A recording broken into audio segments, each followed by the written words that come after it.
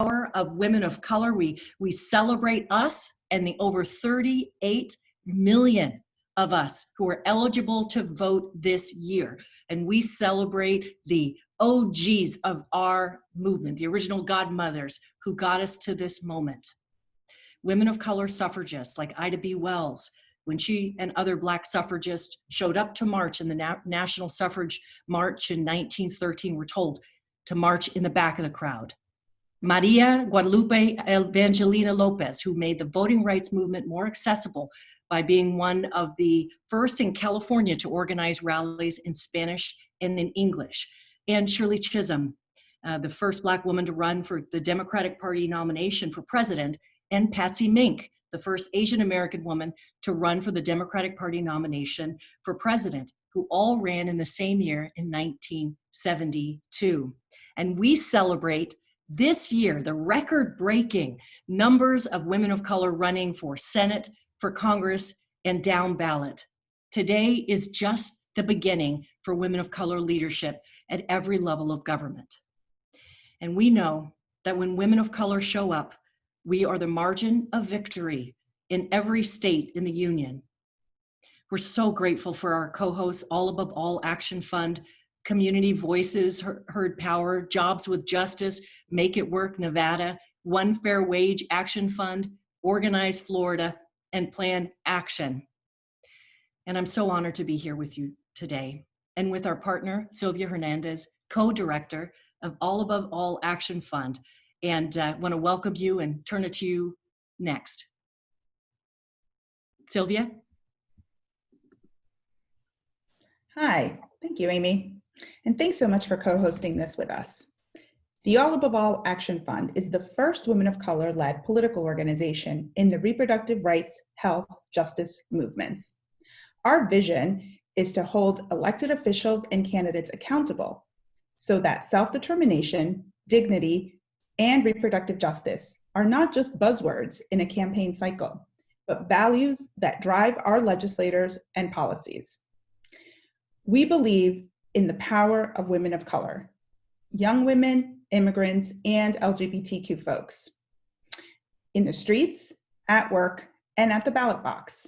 And our communities deserve a generation of brave leaders who will fight for the rights and lives of the people who put them in office. I'm so excited to be here with fierce women of color tonight. And I thought it would make an amazing sense for us to be joined with two fantastic leaders from our home state, California, Kamala Harris's home state. And I first want to introduce California State Controller Betty Yee, who's a friend, but also the Chief Financial Officer of California, which is the 5th largest economy in the world. Daughter of immigrant parents, grew up speaking no English and working in the counter of her parents' laundry business, and today is only the 10th woman elected to statewide office in California history. Betty Yee, thank you so much for joining us. And I'm honored to introduce our other guest. 10 years ago, after the Hyde Amendment remained in the Affordable Care Act, women of color came together united to make the Hyde Amendment a thing of the past once and for all. Standing on the shoulders of the women of color who came before us, there is now a powerful movement to lift the bans that deny abortion coverage. We're closer than ever to realizing that vision, thanks to one of the leaders joining us tonight. I'm thrilled to welcome the incredible Congresswoman from California's 13th District, Representative Barbara Lee. She is a senior member of the Appropriations Committee, serves as co-chair of the Majority Leaders Task Force on Poverty and Opportunity, and is the co-chair of the Pro-Choice Caucus. Congresswoman, thank you for being here today. Yay, and we're so happy to have both of you on, and I know that both of you know Senator Harris, and we know California, we know what we got ahead of us, and I just want to start by asking you, Betty Yee, what does it mean to have Kamala Harris on the ticket accepting her nomination tonight? You know, this is so historic, and I remember just my phone pinging when former Vice President Biden had selected Kamala Harris as the VP running mate. And it just took my breath away because not only because it's not because I didn't think it was possible that she would be selected. I think I had every confidence in her, but it was almost like a culmination of so many impacts and influences of all the different social movements in history coming together at that one point in time. And you mentioned it earlier, from the suffrage movement and certainly the civil rights movement. I think about, the women's movement, and it just it was just the awesomeness of that moment where this just all came together, and all the struggles and all of the fights. But I also then felt this challenge at the same time that this was going to be a test on our sisterhood, that we really have to just come together,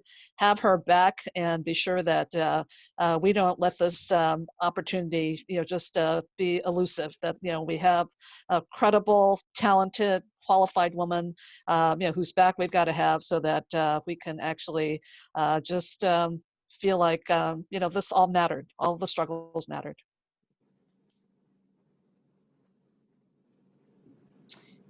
Great, thank you.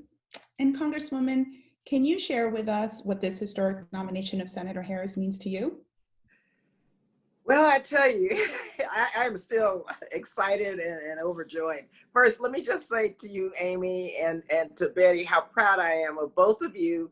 And you both are my constituents. And so there is no way I could not step up with both of you tremendous leaders who are doing so much to change not only the landscape of California, Betty, but also the country, Amy. And I tell you, if it weren't for She the People, I don't know where women of color would be politically, because we needed this. We needed to empower women of color so that we understood that we could break these barriers and become vice president of the United States. And Sylvia, let me tell you how proud I am of you and All Above All Coalition Action Fund, because Sylvia and the All Above All Action Fund came to my office, was it 10 years ago? Yeah. We plotted, we planned, we strategized. We figured that wasn't quite the moment because of the political dynamics. They said, but we're gonna get to that moment. They went back and they organized around the country. They organized mainly women of color, low-income women came back. And let me tell you, we won that because we had to push back all of our leadership in the House because, repeal and hide was like, oh, don't even talk about it. Well, we went into our speaker's office and we ended up co-chairing the pro-choice caucus, and everyone had to say, okay, go for it. And we introduced the bill with 30 co-sponsors. They thought it would only be 2, myself and Jan Schakowsky. We had 30, and now we're up to 183. And so thank you very much, Sylvia, because that's the power, again, of She the People. And so, this moment for me, being one who got involved in politics through the Honorable Shirley Chisholm, is a moment that I have been waiting for since 1972. I, and many of you know the story, had never registered to vote. I had a class I was going to flunk because I was required to work in McGovern, Muskie, or Humphrey's campaign. And I said, no, these white guys don't speak to the issues that myself, as a single mom on welfare, raising 2 little boys, trying to go to school, BSU president, community work with the Black Panther Party. I said, they don't reflect anything. I was going to flunk the class. Shirley Chisholm came in my invitation to Bill's College, and she said she was running for president. I had no idea. So I ended up, and she took me to task because I had never registered to vote. I told her 2-party system didn't make any difference to me. No, I was conscientiously not going to be a Democrat or a Republican. She made me register. I ended up organizing her Northern California campaign out of my class at Mills College, got an A in the class, which I was going to flunk, went on to Miami as a Shirley Chisholm delegate and registered to vote. The rest is history. So since then, I have been fighting on all fronts to try to make sure that women of color would be able to get into this position of breaking barriers, just like all of you. These glass marble ceilings have been extremely difficult. Well, now we have Shirley Chisholm smiling because she has passed that baton to Kamala Harris. And so for me, and having endorsed Kamala in the presidential primary, and she was born in Oakland, California, raised in Berkeley, right in my district. It's just something that I'm so excited about, but also she's prepared. and Kamala is going to take this agenda, this Democratic Party agenda, into the White House. She's going to fight for the people. She's going to make sure that women voices are heard, and also making sure that our issues are like priority in the Biden administration. I think that's extremely important, because sometimes, you know, women of color, our issues don't make it to the top tier in terms of any Democratic agenda, but Kamala's gonna make sure of that. And so I'm just excited on so many fronts, and know that we have a lot of work to do, but it's a transformational period. Some of us would say it's a revolutionary period. I couldn't agree more. And Congresswoman, just how many years that you spent helping to till very hard ground to make today possible. I just really honor you. I'm so proud to have you as my Congresswoman, and to be holding this agenda. You know, we worked to bring together swing state women of color, battleground state, and states like Arizona, Texas, Florida, Georgia, and Michigan, to ask some basic questions about what we want. What are the issues we want? And we heard time and time again, not only do they want a woman of color at the top of the ticket, now we've got it, but they also want to see racial and economic justice being embraced to get us out of the mess that we're in. And let me just ask you, Betty Yee, what are the issues that you're prioritizing? What do you want to see be at the top of the list for the Joe Biden, Kamala Harris ticket? And what do you think that Kamala Harris will push forward, as the Congresswoman was saying? Well, and I think she's already articulated some of this, Amy, and that is I want to see just racial and economic equity and justice.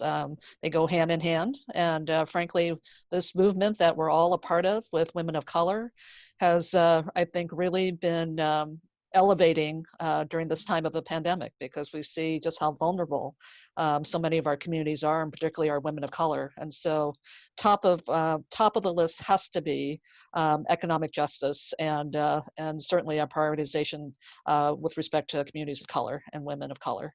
You know, when you look at the foundation of the very economy that's been toppled over by this pandemic-induced recession, it is mostly the service sector jobs, many of them held by women, the care professions, many, again, women of color. And so, you know, when we look at rebuilding this economy, women of color have to be at the top of the agenda. And if we prioritize that, I know that we're going to be well on our way to really attaining economic justice, and hopefully begin to chip away at building, sustaining racial equity and justice. Let me just follow up with you, Congresswoman. You were saying Kamala Harris is going to carry the issues, and you know, we hear our share of criticisms and mischaracterizations of who she is as a leader. You know what? We're in California. Can you help fill out the picture? What are the things that you're confident that Kamala Harris will bring to the national level? Sure. Well, in addition to what Betty said, because I agree with everything she has said, and I think that dealing with the issues of systemic racism and economic injustice, she will hit the ground running, focused right now on this pandemic, because this horrific pandemic has disproportionately killed people of color all over the state, all over the country. And we have got to get this under control, because this 45th occupant of the White House has done nothing. And actually, in fact, what he's done has created an environment where more people have died, 170-some thousand people. So I think right away, she will see this within and I've worked with her on this in terms of the whole issues around disparities in healthcare. She will view the disproportionate impact of the pandemic as it relates to communities of color in a way that addresses systemic racism in our healthcare system, and how economic inequality plays into that, with our essential workers being primarily women of color, with the lack of affordable healthcare, primarily people of color. And so I think that that's going to be have to be their first priority, her first priority, but she's going to add that layer and that lens of systemic racism as she addresses the pandemic. Congresswoman Lee, you fight for many progressive issues in Congress, including ending insurance coverage on abortion bans. And you know, as well as other women of color in Congress, that it takes a lot to shift power in Congress. We came to you in 2015 to introduce the Each Woman Act. We came back in 2017, and you were the leader to be able to get us to where we are today. 183 co-sponsors on the House and 24 in the Senate. Can you share with our viewers today how you and other women of color in Congress have really shifted power around this issue? Sure, Sylvia, and let me just add to that. In 2016, we got it in the party platform too. And I was on the drafting committee just recently, and we got repeal Hyde and repeal Helms into the party platform, as well as some major initiatives and planks on women's equality and gender equality, and specifically as it relates to women of color. And so what we have to do, and I think especially the squad and all of our newer members, they're seeing their work as being, yes, on a huge policy agenda that's progressive, but they're not waiting around to acquire seniority or to play around with, the politics of all of the issues. They're all strategic, mind you. They all know what they're doing. Mm-hmm. But I think that what we have seen now is, yeah, we got to repeal Hyde. I mean, it's kind of like, hey, we've been talking. I mean, I was a staffer when it happened in the 70s. And so they've hit the ground running and are saying enough is enough. And because of that, that is pushing other members to be more progressive. And I think our women of color are the most progressive members of Congress. And this year, for example, thanks to you, Sylvia, and thanks to everyone here today, we were able to, and we were trying to keep Hyde out of the legislation, because you have to affirmatively take it out of the appropriations bill. We couldn't quite get the votes on the floor to allow it to move forward, but we have a public commitment now that Hyde is no more in the appropriations bill. Now, come on, that's a lot of progress, but you know what? It was because of women of color pushing that we were able to achieve that kind of clout and power, where our leadership, which is extremely pro-choice, felt like it was time to say, this is it publicly. That's just an example of how women of color have come to Congress and to insist that the old ways just aren't going to work. And it's not about reform. We're talking, or tinkering around the edges. We're talking about systemic change, and we're talking about structural change. It's amazing what is happening, and I think you as a leader in Congress is really making that happen. I want to, in our last few minutes of conversation, I want to ask you both, because we know that women of color, as I mentioned earlier, their margin of victory by increasing women of color turnout in states in the South and Southwest in particular, that it could win the Electoral College, win the White House, win the Senate, and all down ballot. But I want to talk about how. I mean, the people who are watching here are hearing about attacks on the Postal Service. We're hearing that the current administration is doing everything they can to make it difficult for us to vote, and women of color being the most targeted in terms of voter suppression.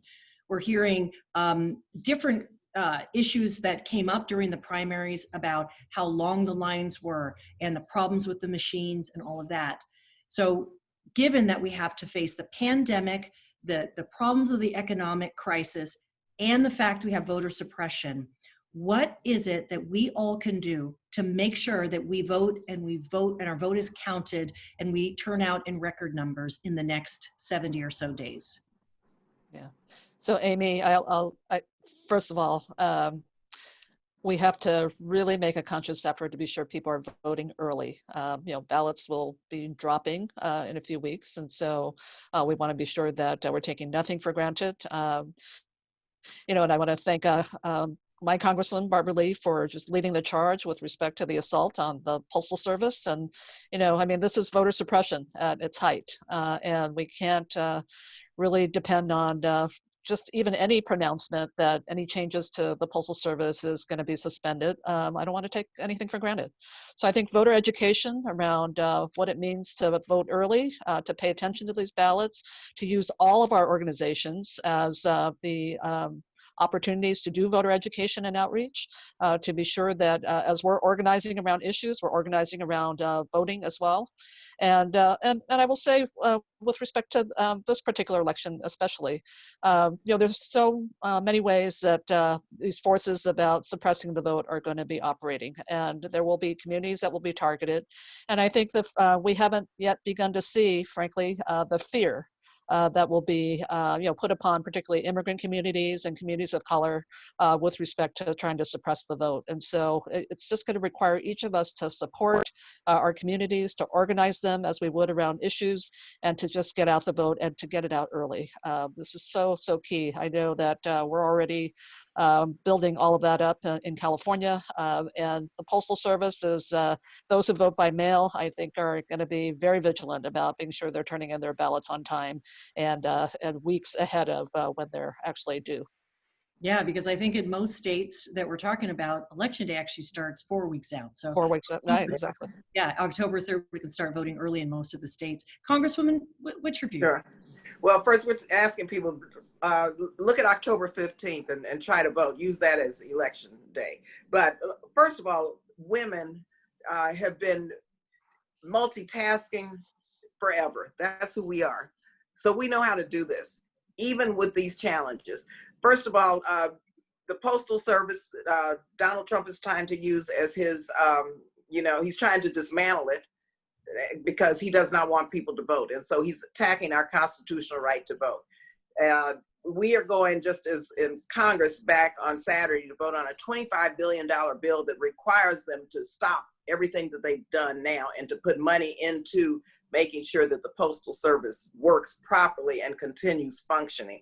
Now, this was a recommendation by the all Republican appointees Postal Board of Governors. And so we've got to address the post office. Secondly, don't forget there's foreign interference, especially Russian interference. And we've got to know the signs. When you see in social media, disruptive kind of messages that are trying to pit people against each other, know that for what it is. So we have to deal with the tech sector and make sure they take down this terrible stuff that we know is going to take place. Next, we have to make sure that people understand that voting, Trump says, yeah, it's okay to do absentee ballots, but vote by mail isn't. That we educate the public, like Betty said, and organize, because absentee voting and voting at home and vote by mail is the same thing. Mm-hmm. And he's just trying to discourage people from doing what he has done. And so we've got to educate people, and we've got to make sure that those who want to go to the polling place, that these polling places have the resources to make sure that they meet all of the health protocols, and encourage people to wear masks if they insist on. Some people just want to go to the polling place. In California, all of those options will be there. And so we have to make sure that in every state, all of the options are there, but know that it's something that's going to be virtual in terms of educating people, but we have to have a major virtual grassroots operation to beat back the propaganda, first of all. But secondly, to make sure that, and I think people are going to vote because I think Trump has played his hand pretty early on this. And I know that our vice presidential nominee and presidential nominee both see this. And so we will be raising a lot of noise. And I think the public is going to understand that not only is their right to vote being taken away in many respects, but their right to have their medicines delivered in the mail, or the veterans who need their services and medicines, that's being taken away. And so I think we're going to have an intersectional coalition of people and Republicans and rural communities, residents who are going to rise up against all of this. So while I'm cautiously optimistic but I know we're putting everything in place, and I know women are going to be such a huge part of it. I had a town meeting yesterday, and within 24 hours, like 600, 700 people just responded via email about the concerns and what's going on. And so this is like across the country, everybody's concerned. And because of that, we're going to have that critical mass, I think, to push back on it. All right, from your lips to God's ears, I want to thank you both, Congresswoman Barbara Lee and California Controller Betty Yee. You were both there when She the People started. in 2018. Yeah, I remember that. Elected. Your voice, your leadership, your spirit, your love, and how you act in solidarity with a commitment to justice makes such a difference to millions of us. I honor you. Thank you. And I would love, if you have a minute, to stay. I want to turn it over to Sydney Reese. Sydney Reese is our She the People summer intern. And she will talk about, she's going to start her sophomore year in college in a few weeks, and she's going to talk about what this moment means to her and to give us a call to action. Sydney? Thank you, Amy, for using the word love. We need to use love and peace more often. Yes. Yes. All right, Sydney, are you here? Yes, you are. Thank you so much. Hello, I'm Sydney, and I'm an intern for She the People and a student. And this election, particularly my participation in this election, means a lot to me on a personal level. Because while I will also be voting for the first time in a general election, my mother, an immigrant, will also be voting in a general election for the first time with me. So coming from a once mixed status family, the collective political power of women of color and the collective political power of young people are both very important to me. And my mom and I, are so pumped to see a woman of color and a daughter of immigrants accept the nomination for vice president. So obviously my mom and I represent very different voting generations together, but we're just 2 of the 38 million women of color eligible to vote. And as a young person, I'm super excited to make my voice heard as part of a collective power of the youth vote on issues like climate change, college affordability, and racial justice. So if you have yet to register to vote, go to shethepeoplestory.org to register and make sure your voice is heard this November. Thank you.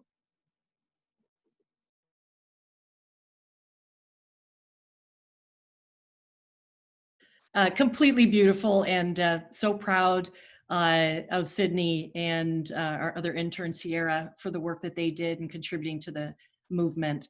I want to thank Sylvia. I want to thank Betty Yee, Barbara Lee, and Sydney for joining us, and the power of women of color is on full display here tonight. We have a big, big task ahead of us in the next 70 days. We are just getting started. I believe in us. I believe in women of color to win and to transform this society. Thanks, Amy. Join us and women of color from California, Florida, Massachusetts, Nevada, North Carolina, New York, Pennsylvania, and all across the country on Twitter at 9:30 p.m. Eastern using hashtag DemConvention. Find us online at All Above All Act and _She the People, and let us know what you want from a new administration. Thank you all. Thank you, Amy, She the People, and everybody else. And before we go, everyone say hi to ABC Nightline and to all the viewers out there. Thank you so much. And we'll see you at the DNC Night 3 to watch Senator Kamala Harris accept her VP nomination. Bye.